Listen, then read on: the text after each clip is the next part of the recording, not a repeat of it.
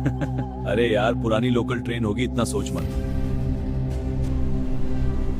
Platform number 3 पर आने वाली ट्रेन नंबर 1313 कुछ ही पलों में पहुंचेगी। लेकिन अजीब बात यह थी कि पूरे स्टेशन पर कोई और यात्री नहीं था। तभी दूर अंधेरे में अचानक एक तेज हेडलाइट दिखाई दी और कुछ ही पलों में वह रहस्यमयी ट्रेन धीरे धीरे प्लेटफॉर्म पर आकर रुक गई। लेकिन जब उन्होंने ट्रेन के अंदर झांक कर देखा तो सब सन्न रह गए। उस पूरी ट्रेन में एक भी यात्री नहीं था और पुराने जंग लगे डिब्बों की खिड़कियों पर मोटी धूल जमी हुई थी। पूजा डरते हुए बोली, क्या हमें सच में इसमें बैठना चाहिए? और कोई ट्रेन भी तो नहीं है।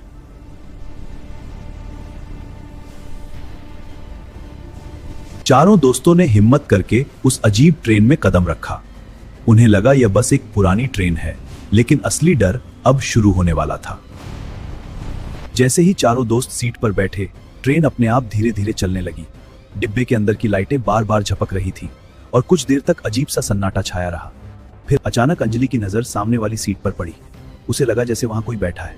जब उसने ध्यान से देखा तो एक बूढ़ा आदमी चुपचाप बैठा था, जबकि कुछ सेकंड पहले वहां कोई भी नहीं था। तुम लोग गलत ट्रेन में बैठ गए हो।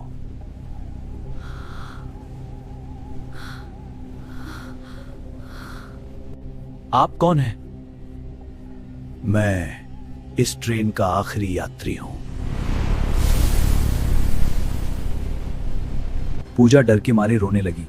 तभी अचानक ट्रेन बहुत तेज गति से दौड़ने लगी। जब उन्होंने खिड़की से बाहर देखा तो वहां सिर्फ घना और अंतहीन अंधेरा दिखाई दे रहा था। बाहर कहीं कोई स्टेशन नहीं था, न कोई शहर, न कोई रोशनी, सिर्फ अंतहीन अंधेरा। तभी अचानक ट्रेन की सारी लाइटें बंद हो गईं और पूरा डिब्बा गहरे अंधेरे में डूब गया। और उसी गहरे अंधेरे में चारों को अचानक लगा कि उनके आसपास बहुत सारे लोग खड़े हैं। ठंडी सांसें उनकी गर्दन के पास महसूस हो रही थी और अंधेरे में धीमी फुसफुसाहट और डरावनी हंसी गूंजने लगी। जब अचानक लाइट वापस जली तो चारों के चेहरे का रंग उड़ गया। जो डिब्बा कुछ पल पहले खाली था, अब उसकी हर सीट पर दर्जनों अजीब और खामोश लोग बैठे हुए थे। लेकिन तभी चारों ने उनकी आंखों को देखा। वे पूरी तरह काली थीं और अचानक पूरे डिब्बे के वे अजीब लोग एक साथ धीरे धीरे सिर घुमाकर सीधे चारों दोस्तों की तरफ देखने लगे। अगला स्टेशन मृतकों का शहर।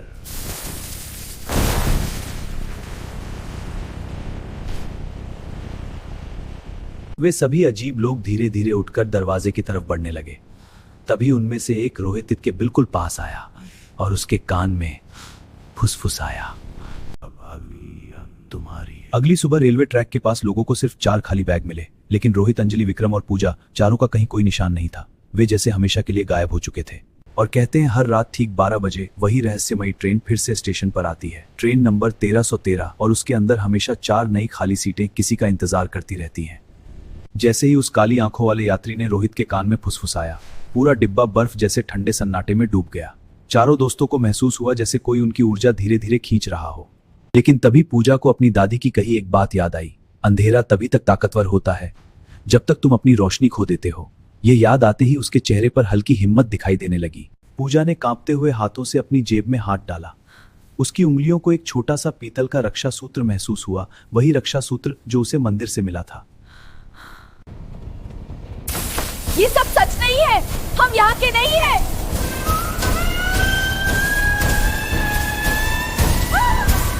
काली आंखों वाले वे सभी लोग धीरे धीरे धुएं में बदलने लगे। तभी रोहित को समझ आ गया कि यह ट्रेन असली नहीं थी, बल्कि एक खतरनाक भ्रम था जो लोगों के डर और जल्दबाजी से अपनी ताकत लेता था। सब लोग हाथ मिलाओ, कोई भी एक दूसरे का साथ नहीं छोड़ेगा। डर के बीच चारों दोस्तों ने एक दूसरे का हाथ कसकर पकड़ लिया। ट्रेन की रफ्तार इतनी बढ़ गई कि खिड़कियों के शीशे चटकने लगे। उसी पल वह बूढ़ा यात्री फिर से उनके सामने आ खड़ा हुआ और उसकी डरावनी आवाज पूरे डिब्बे में गूंजने लगी।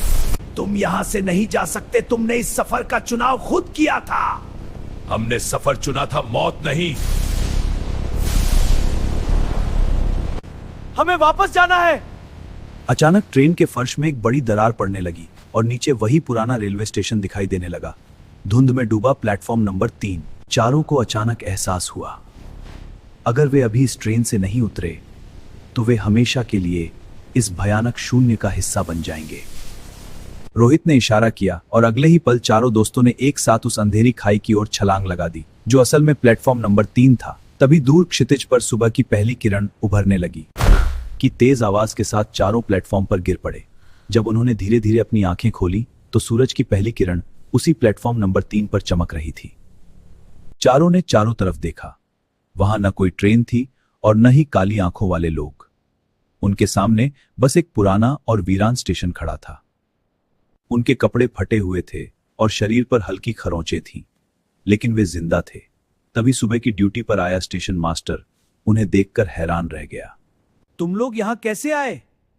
रात को तो यहां कोई ट्रेन रुकी ही नहीं। उनके पास अब उनके बैग नहीं थे, लेकिन उनकी जान सलामत थी। चारों ने बिना कुछ कहे स्टेशन से बाहर की ओर कदम बढ़ा दिए।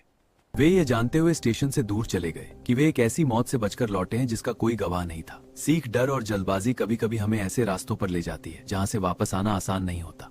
जीवन में सही समय का इंतजार करना और मुश्किल घड़ी में एकता बनाए रखना ही हमें बड़े से बड़े संकट से भी जीवित बाहर निकाल सकता है।